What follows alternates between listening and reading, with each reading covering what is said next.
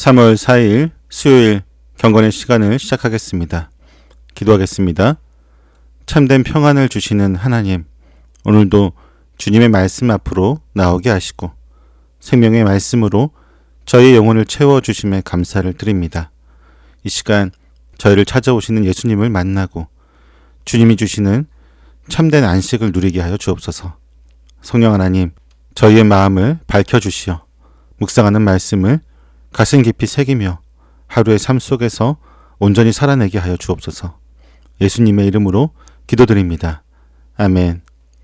요한복음 6장 16절에서부터 24절까지의 말씀을 보겠습니다. 같이 읽습니다.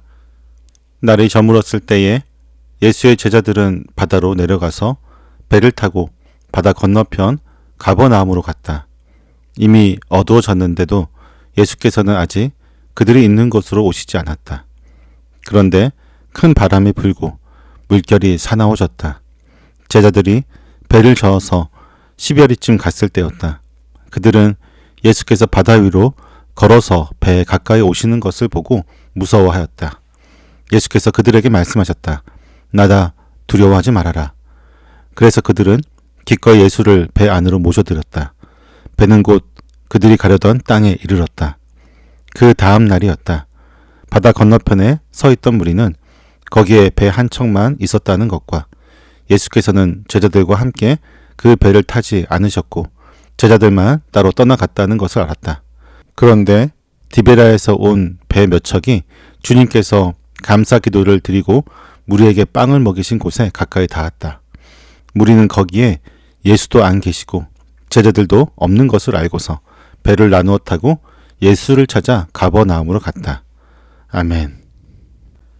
빈들에서 수많은 사람을 배불리 먹이신 그 기적 이후 사람들은 걷잡을 수 없이 흥분하게 되었습니다.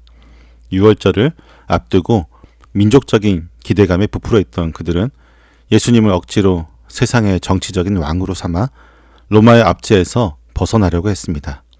그러나 주님은 사람들이 원하는 세상적인 영광을 단호하게 거절하셨습니다. 제자들이 그 헛된 열망에 휩쓸리지 않도록 서둘러 바다 건너편으로 떠나보내시고 나서 주님은 홀로 산에 오르셨습니다. 날이 저물었을 때에 제자들은 바다로 내려가서 배를 타고 건너편에 있는 가버나움으로 향하게 됩니다. 세상의 화려한 환호성은 뒤에 남겨두고 이제 그들 앞에는 주님이 안 계신 캄캄한 밤바다와 거센 풍랑만이 기다리고 있었습니다. 제자들이 바다를 건너고 있을 때에 이미 하늘은 어두워졌음에도 불구하고 예수님께서는 아직 그들이 있는 곳으로 돌아오지 않았습니다. 그런데 큰 바람이 불고 물결이 사나워지게 되었습니다. 갈릴리 바다에 너무나도 변덕스러운 폭풍을 잘 알고 있는 어부들이었지만 칠흑 같은 어둠 속에서 몰아치고 있는 거센 파도 앞에서는 그들의 수많은 경험도 아무 소용이 없었습니다. 제자들이 10여리쯤 험한 노를 저어갔을 때 그들은 예수께서 바다 위로 걸어서 배에 가까이 오시는 것을 보게 되었습니다. 하지만 그들은 안도하기는커녕 오히려 더 무서워하였습니다. 불과 몇 시간 전에 빵 5개로 5,000명을 먹이신 기적을 직접 눈으로 보았음에도 불구하고 주님이 이런 초자연적인 모습으로 자신들을 찾아오실 줄은 전혀 상상하지 못했기 때문입니다.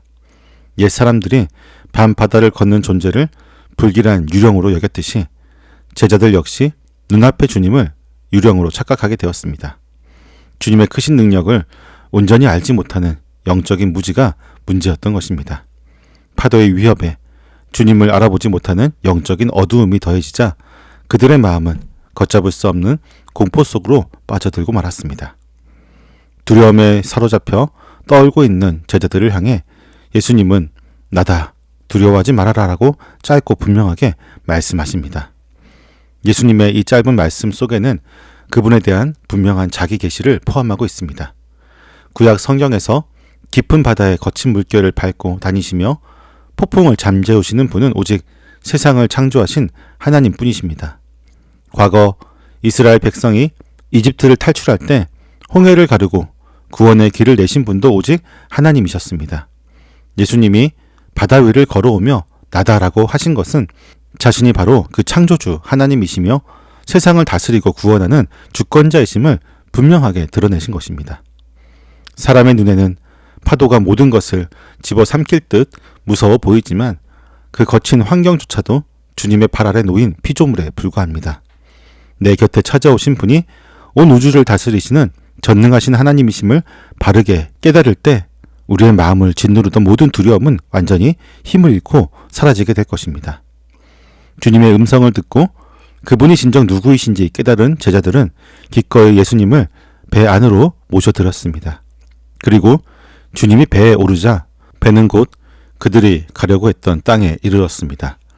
죽을 힘을 다해 노를 저어도 앞으로 나아가지 못하던 힘겨운 항해가 세상을 다스리시는 주님을 모셔드리는 그 순간 고요하고 즉각적인 안식으로 마무리되었던 것입니다. 다음 날 바다 건너편에 남아있던 무리는 거기에 예수님도 안 계시고 제자들도 없는 것을 알고서 배를 나누어 타고 예수님을 찾아 가버나움으로 갔습니다. 이들도 험한 바다를 건너 예수님을 열심히 찾아다녔지만 제자들과는 품고 있는 마음의 뿌리가 완전히 달랐습니다.